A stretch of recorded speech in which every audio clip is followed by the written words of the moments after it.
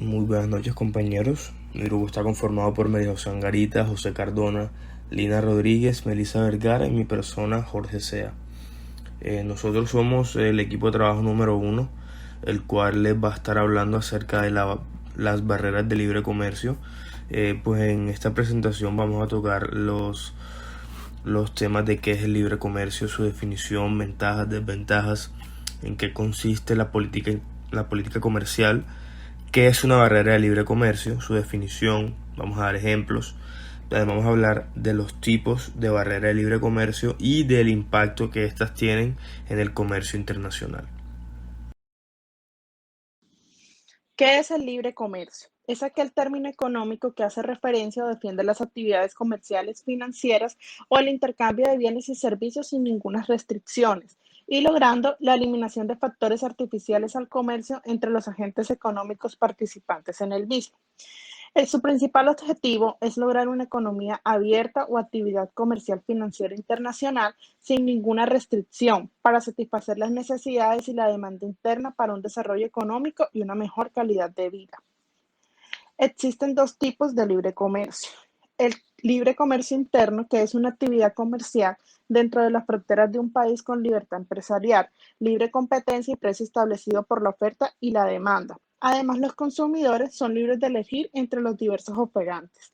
Y el libre comercio externo es en donde los países pueden intercambiar mercancías libremente aprovechando las ventajas comparativas y se caracteriza por firmar tratados de libre comercio. Los productos son tratados libremente por las fronteras, los aranceles son mínimos y no existen barreras artificiales. ¿Qué es el libre comercio? Es aquel término económico que hace referencia o defiende las actividades comerciales, financieras o el intercambio de bienes y servicios sin ninguna restricciones y logrando la eliminación de factores artificiales al comercio entre los agentes económicos participantes en el mismo. Su principal objetivo es lograr una economía abierta o actividad comercial financiera internacional sin ninguna restricción para satisfacer las necesidades y la demanda interna para un desarrollo económico y una mejor calidad de vida. Existen dos tipos de libre comercio. El libre comercio interno, que es una actividad comercial dentro de las fronteras de un país con libertad empresarial, libre competencia y precio establecido por la oferta y la demanda. Además, los consumidores son libres de elegir entre los diversos operantes.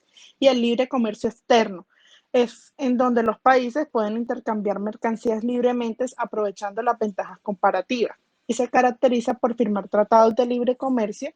Los productos son tratados libremente por las fronteras, los aranceles son mínimos y no existen barreras artificiales. Las ventajas del libre comercio son la libertad económica, aprovechamiento de las ventajas comparativas, eliminación de barreras legales, asociación entre las economías de diversos países, competitividad nacional e internacional, mayor producción, precio accesible y mejores productos de calidad, oportunidades de empleo, economías de escala, no distorsiona el mercado, el crecimiento profesional regional y económico de un país, mayores oferantes y demandantes, aumenta la riqueza y reduce la pobreza y mejora la calidad de vida de todos. Y entre las desventajas del libre comercio encontramos que favorece a los más poderosos, genera cambios vertiginosos y no beneficia a los trabajadores. Y también la migra del empleo. Política comercial. La política comercial es el conjunto de regulaciones que determinan cómo se desarrollan las relaciones económicas entre empresas o individuos locales y agentes del extranjero. En pocas palabras, podemos decir que la política comercial consiste en las diferentes formas o estrategias que tienen los países para incursionar en el mercado mundial. Importancia de la política comercial. La importancia de la política comercial es que cada país adopta la estrategia que considere mejor para su población. Cuando hablamos de población, hacemos énfasis en tres grandes grupos con diferentes intereses y necesidades, que serían los consumidores, los productores y los empleados. Causas de la política comercial. Dentro de las principales causas de la implementación de una política comercial tenemos: primero, los países son menos autónomos en sus decisiones. Segundo, los países tienen la necesidad de ampliar sus fronteras de producción y consumo. Y por último, los países no son autosuficientes. Esto quiere decir que requieren recursos de toda índole por parte del exterior. Buenas noches, profesora. Buenas noches, compañeros. Mi nombre es José Cardona y voy a hablarles sobre las barreras al libre comercio.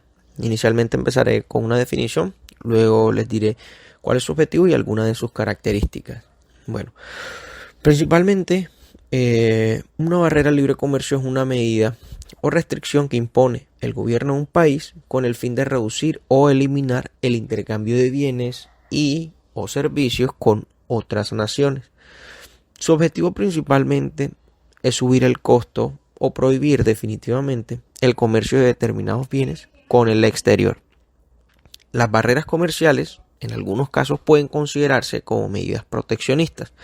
De esta forma, la idea es favorecer a los productores locales de la competencia extranjera. Una de sus características es que principalmente se aplican a productos y sectores que son considerados sensibles para la economía nacional del gobierno en cuestión, del gobierno que está aplicando pues la medida. También en algunos casos estas medidas pueden resultar temporales, ¿no? Porque hay ciertas industrias que digamos que están en proceso de desarrollo en la economía nacional y las medidas se imponen de forma temporal, como dije anteriormente, hasta que los productores nacionales hayan alcanzado economías de escala, ¿sí? Algo que resaltar es que obviamente en una economía en la que no existe competencia extranjera, en algunos casos los precios pueden llegar a ser más altos, lo que perjudica a los consumidores. Una característica de estas barreras es que generan en algunos casos ingresos al erario, ya que se pueden tratar de medidas arancelarias como impuestos.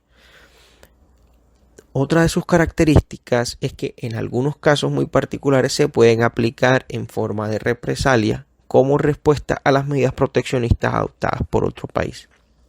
Muchas gracias a todos, los dejo con mi compañera María Angarita, que va a estar hablando sobre los tipos de barreras al libre comercio.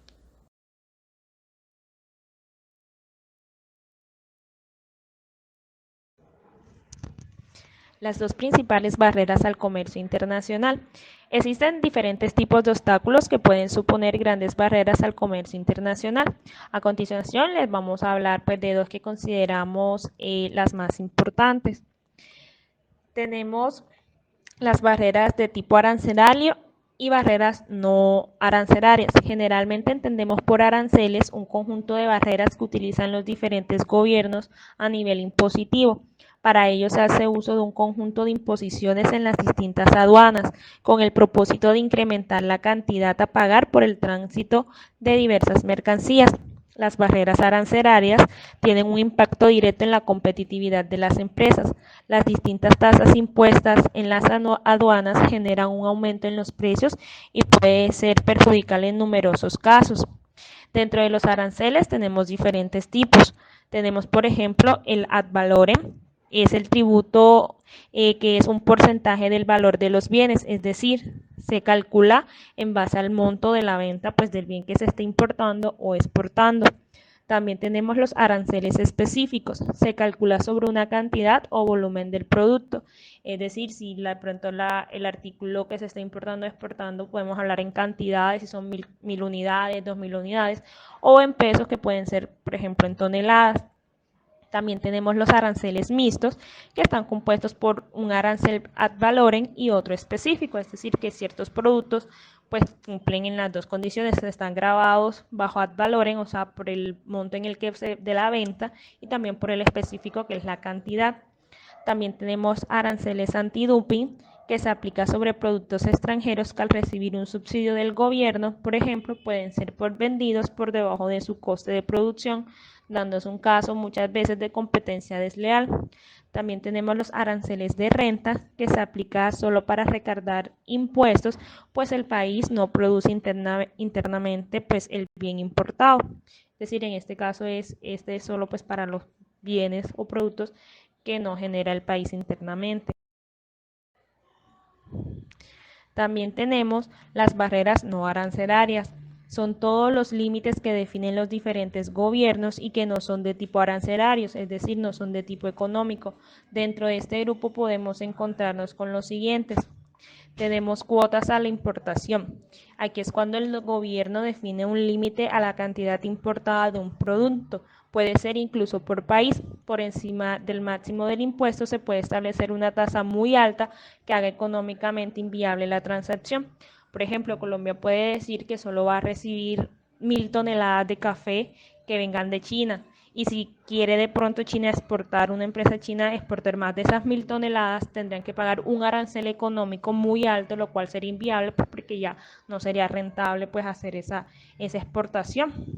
O sea, que China exporte eso y traerlo pues hasta Colombia.